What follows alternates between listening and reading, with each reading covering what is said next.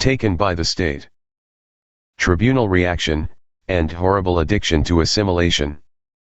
The right of Mora to live as Mora has been affirmed by a report finding the state's uplift of Mora children has profoundly breached the Treaty of Waitangi, according to a children's advocate.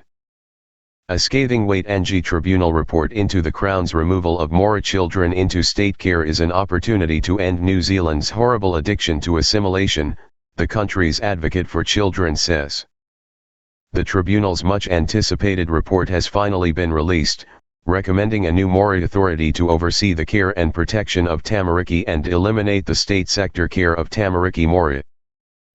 Responding to the report's release, Children's Commissioner Andrew Beecroft said it was the latest evidence that the state care and protection system is not working for Mora and must be completely transformed.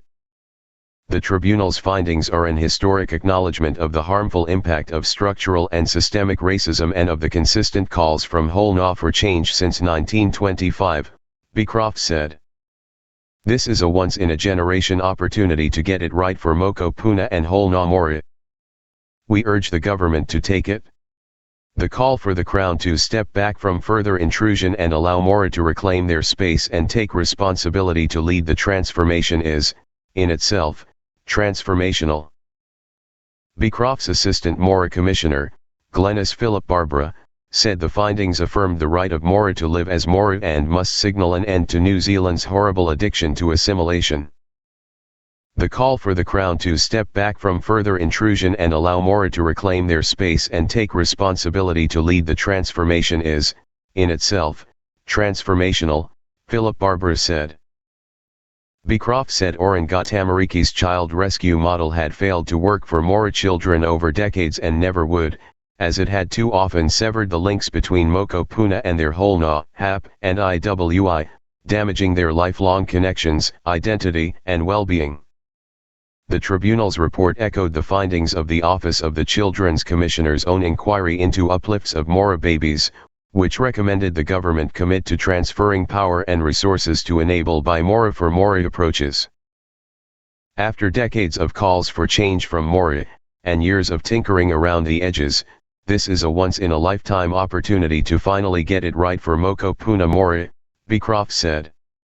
National Urban Mora Authority Chairwoman Lady Turiatai Moxon said the Tribunal report validated Mora leaders' calls for Mana Motuhake, Mora self-determination, and the establishment of an independent Mora authority.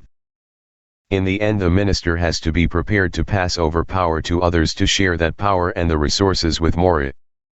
While there is a lot of work yet to be done, it gives us a clear mandate just like the Mora Health Authority, so this is a good way forward for all of us, Moxon said.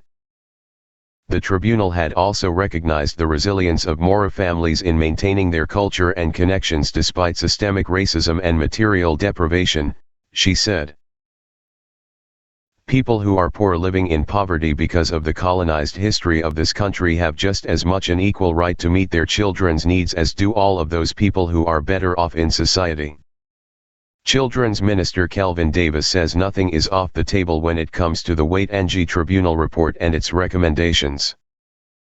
TET Mora CO leader Debbie Ngerwa-Packer said she stood by her prior call for a complete overhaul of Orangat Tamariki, with the Waitangi Tribunal's findings proof the ministry had fundamentally failed to uphold its obligations to Te Tiritaio Waitangi and must be completely overhauled from the ground up.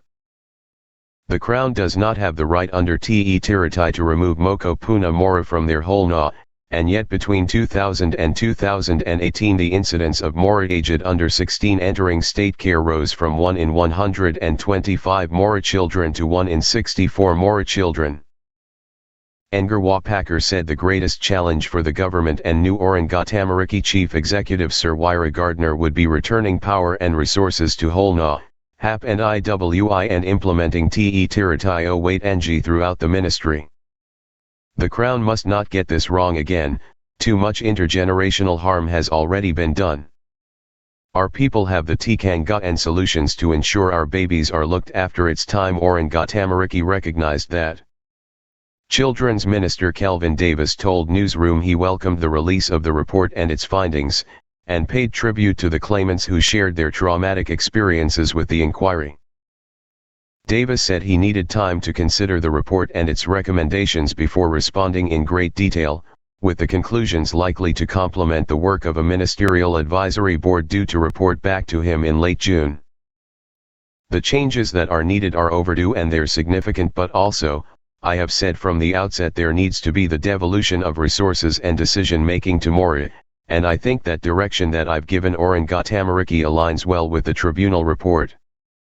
Nothing was off the table when it came to implementing the tribunal's recommendations, he said, including the proposal for a transitional Mori authority.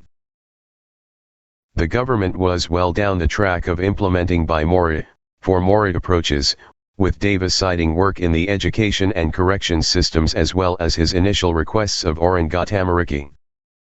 The tribunal launched the urgent inquiry following Newsroom's documentary detailing an attempt by Orangatamaricky to remove a baby from his mother at Hawke's Bay Hospital.